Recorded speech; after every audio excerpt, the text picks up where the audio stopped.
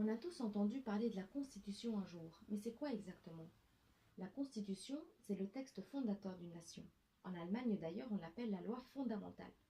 La Constitution est importante parce que sans elle, la démocratie n'existe pas. Par contre, ce n'est pas parce qu'on a une constitution dans notre pays qu'on est forcément une démocratie. Presque tous les pays du monde ont une constitution, mais on entend toujours parler des mauvais élèves de la démocratie, comme l'Iran par exemple. Il y a aussi des constitutions qui ne sont pas écrites. À la place d'un seul texte structuré comme chez nous, ces pays ont un mélange de lois normales et de principes, de coutumes, etc. La Nouvelle-Zélande a une constitution comme ça par exemple, éparpillée. Il y a aussi des États qui se basent sur des textes sacrés. On peut citer Israël et l'Arabie saoudite par exemple, qui se fondent sur la Torah ou le Coran. Ce qui est certain, c'est que chaque constitution est différente, à l'image de son pays, empreinte de son identité et contient ce qui est important aux yeux de son peuple.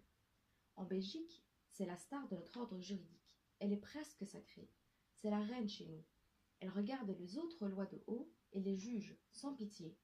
Si une loi lui est contraire, elle va la jeter à la poubelle et le législateur peut alors la recycler ou la laisser polluer le monde des lois comme un déchet plastique pollue la mer. Tu l'auras compris, c'est le texte au sommet des autres normes, au sommet dans la hiérarchie des normes. C'est la loi des lois. Si toi tu dois respecter la loi, elle doit respecter la Constitution.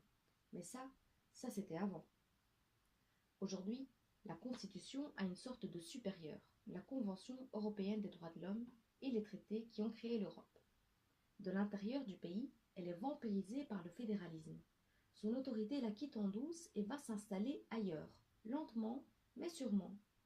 Désormais, elle partage sa supériorité avec d'autres, des lois spéciales, des lois normales, etc. Maintenant, ce n'est donc plus la Constitution toute seule qui trône au sommet, c'est un bloc de constitutionnalité. Ce n'est plus un seul texte qu'il faut lire pour comprendre la structure du pays, mais plusieurs.